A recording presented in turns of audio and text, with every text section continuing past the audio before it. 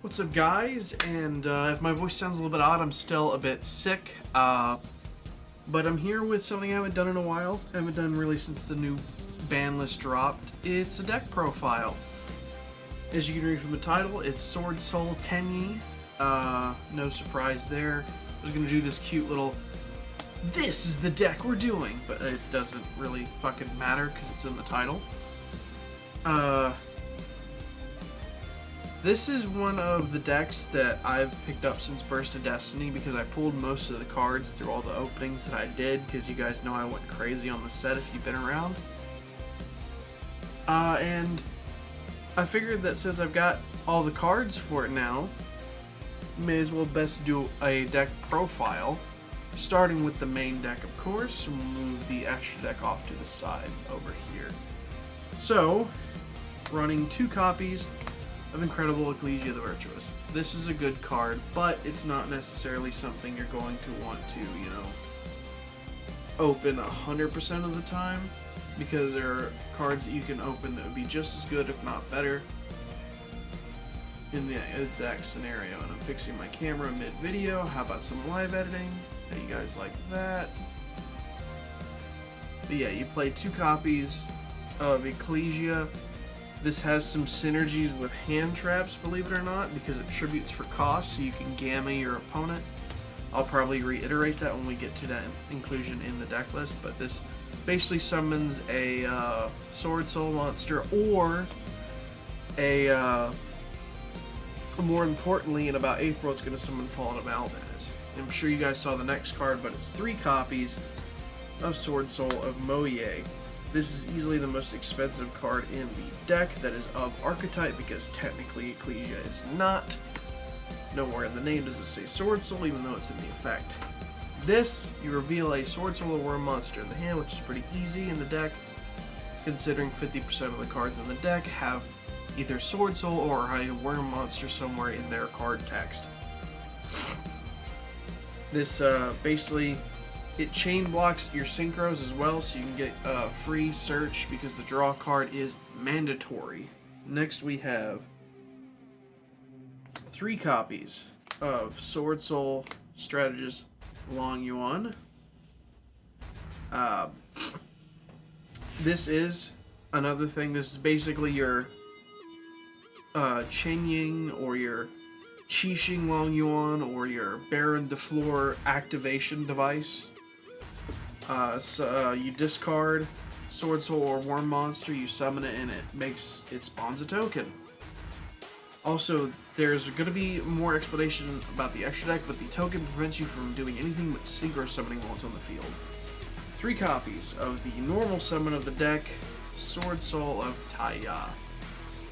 You banish SWORDSOUL card or a Tenyi monster or any worm really. You're mostly going to be targeting your Tenyis. And it spawns the token that way. It also allows you to dump a card from your deck to the graveyard or banish it. It's a very good card, and this is your search card for your SWORDSOULs, your emergence. And you can also banish it. If it banishes this card, you can increase or decrease level by 1. This lets you get into things like 7s, like Yazi if you run it, or Chaofeng, which I run, which is a level 9 synchro. This is a really good card in the deck, and if you've used it after you made Qi Xiao, you can actually start up Tenyi combos, if that's your fancy. 2 copies. SWORDSOUL Sacred Summon. This is either going to be something you search of a Qi Xiao if you got everything in your hand, or something you can like bin to do some level modulation later. This is basically the Monster Reborn of the deck. You're running 2 of it because it's sort of like extender upon extender. You basically already have a board before you use this, more often than not. But if you don't, then you've got 2 copies of it because it's pretty decent. And you have your Icarus attack at 2. This is simply because you're running 2 Qi Xiao.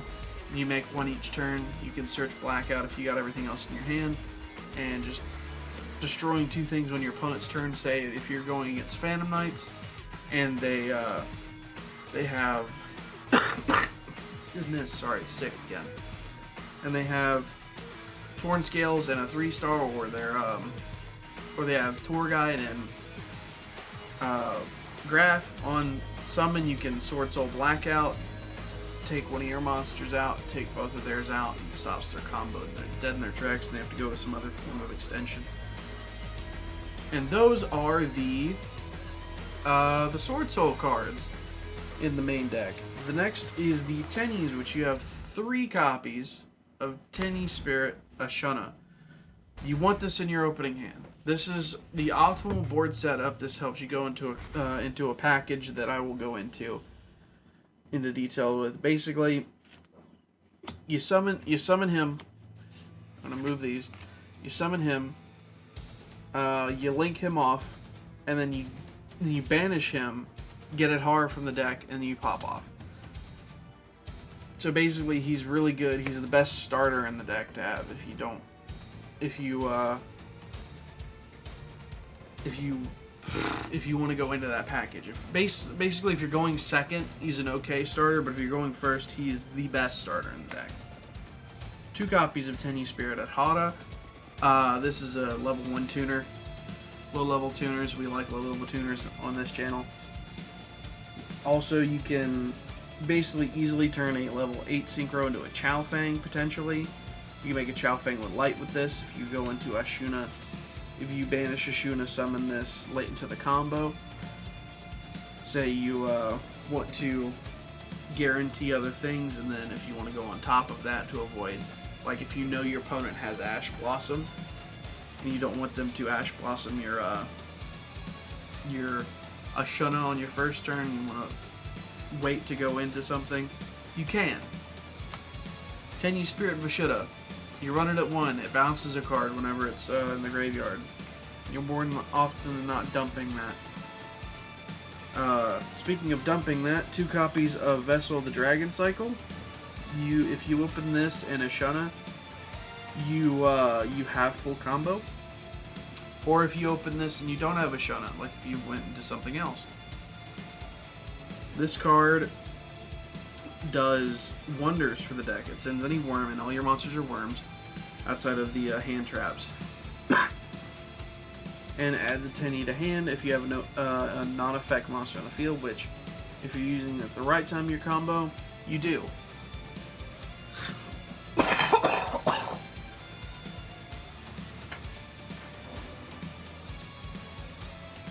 Oh, God. Sorry again. Our Garnets, Mecha Phantom Beast, Colt Wing. Yes, this has the Auroradon setup, and here's the Death Spot to go with it. These 2 are going to make this deck really go burr, and it's only a matter of time before either Auroradon or one of these 2 cards gets banned. I imagine they're going to try to hit around it, much like they try to hit around anything else that is a problem in the deck, in any deck rather. And moving on to the hand traps, the generic interaction. Again, I stated earlier, it's Ciphering Gear Gamma. Dodges when your opponents try to Ash Blossom, say, whether it be Ashuna and you have nothing on field, or you have, where you try to activate Ecclesia, and they Ash Blossom, you can pop down Cypher and Gear Gamma, and you get a free level 8, which is really good, because a lot of these are generic. Some of them are not, but basically if you have this on your field and you want to be cheeky and go into something like a I don't know what you would go into turn 1 other than, of course, Omega, but I don't have Omega in the extra deck, but that's something that you could definitely, like, trade and change in based on your, or you could just let them go to the graveyard. I don't care. But, that's basically the fucking hell. Use of that. We have 2 infinite impermanents, only 2 in the main deck. You got 3 more in the side. You got 2 more. You got 1 more in the side. You can't run 3. in side deck and in the main deck. We all know what Infip does. We also all know what Ash Blossom and Joyous Spring does. Keeps your opponent from searching from the deck or special summoning from the deck. Easy peasy. There's also 2 copies of Nib in the main deck, and the third being in the side deck. And finally, this is your current format tax. 2 copies of Forbidden Droplet. You want at least 2. I only have 2. I only own 2. I cannot be spending $100 on a 3 of right now. Even though I already pulled 2 from Brothers of Legend. And that is the main deck. Pretty solid main deck in my opinion. I've been testing it. Does rather well against a lot of the matchups in the meta. If you'll notice, there was no Fusion Destiny package because this one doesn't run DPE. There's a lot of issues. There's a lot of Xeno locks that prevent you from making DPE in this deck. So I just tend to avoid it. And of course on the side deck we've got the third Ash Blossom, the third Imperm, 2 Effect Veilers, the third Nibiru, 3 Dark Ruler No Mores, and this is an interesting tech for back row decks, this format. Royal Decree. You run 1 trap card in the deck. You're siding it out for this. You're also siding out monster effect, negation, hand traps with things like that, and Twin Twisters if your opponent's on a back row deck, as well as the 1 red reboot. This is basically if you run into Eldritch, which you're going to run into Eldritch's format because Skill Drain is at 3 and Skill Drain is an Eldritch's best friend. You're going to want all of this, and you're also going to want things like Infinite Impermanence in your deck, although Monster Effect Negation is relatively useless because Eldritch is the only thing there, and none of his effects happen on the field.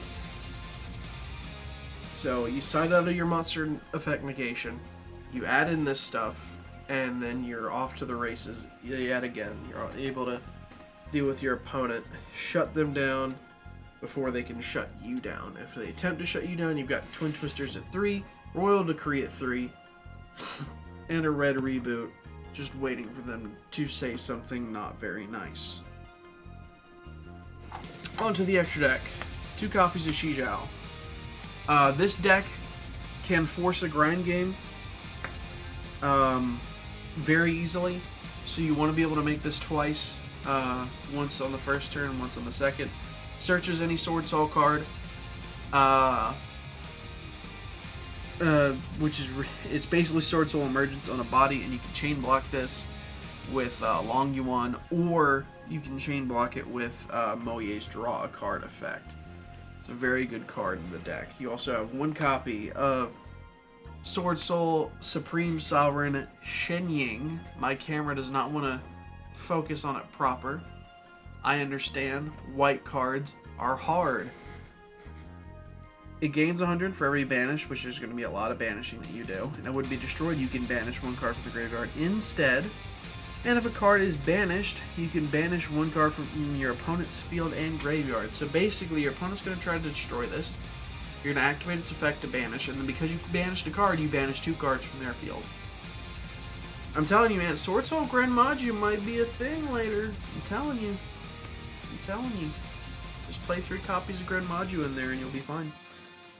Alright, Sword Soul Sinister Sovereign Qixing Long Yuan. This card lets you draw off special summon your ward monsters from synchro summoning them. And then, if your opponent special summons, you can banish a card and inflict 1200 to them. And you can banish spell trap cards and inflict 1200 damage. You can use both of those once per turn. Really good. Really good effect. Hold on, looked over at my... Okay. That's what it is. We have our honorary Sword Soul card, Baron de Fleur. We all know what Baron de Fleur does. It gets 1 negate while it's on the field, and it pops a card every turn, which can be really good.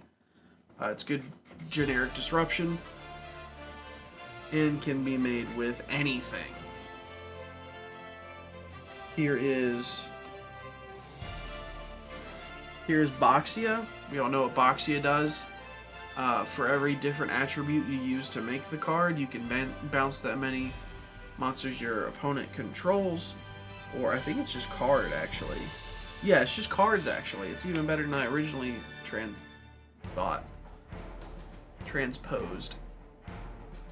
This card is really good.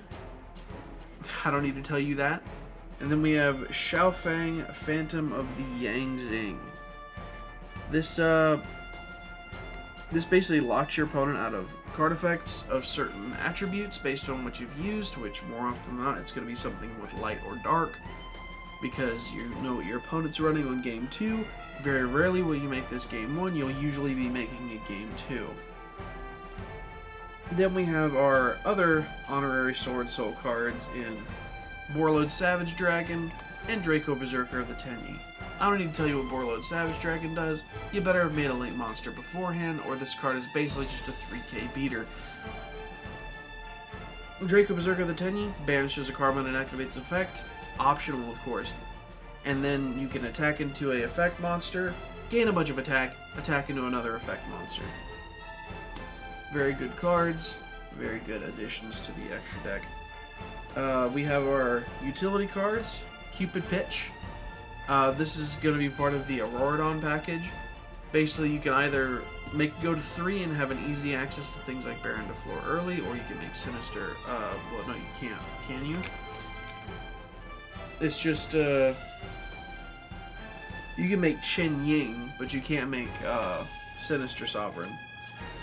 So, you would either make Baron to Floor or Sinister with this, or you can make something like a Borlode Savage Dragon with 2 negates on it. Then we have Herald of the Arclight. It's a level 4 negate. If your opponent cucks you out of like the rest of your Auroradon combo, you make Herald of Arclight. And that's enough sustainability from your Auroradon package. This is a bit of a funny one. This card, Shen Shen, it's a macro, but if you've established something like a Chain Yang, this card becomes crack for that monster. And you can make this easily because you can level modulate with Emergent and Sacred Summit. And it's generic 9, you don't have to do any specifics to it, and it also returns banished monsters to the graveyard. And you can banish 2 other monsters to the graveyard and then special summon this card from the graveyard whenever it's destroyed. So you can, it's sustainable. It's sustainable and it synergizes with the rest of the synchros. And then we have our Link monsters, Monk of the Tenyi. You ideally are making this as part of your first turn because you're going to use it as half of the Crystron Halka Fibrax summoning cost. This and Adhara get you into your Auroradon combo, which, very nice. We all know what the Auroradon combo does. It gives you a Borlode Savage and a bunch of other nice stuff like Herald of the Arclight, or you can potentially make something like a Xiaofang, depending. Now, that is what the deck has in it. I would go through with what the deck does, but I went and decided the other route of, instead of just blitzing through the cards in the deck, to give a detailed explanation of what they do. So I hope you guys will enjoy. If you want a combo video on this deck, I've gotten pretty decent with it. I can really make good permutations of cards, do certain things. If you'd like to see that, I can upload that next week or later this week if you want. And I will see you guys later this afternoon. I might be streaming. Who knows? Bye-bye.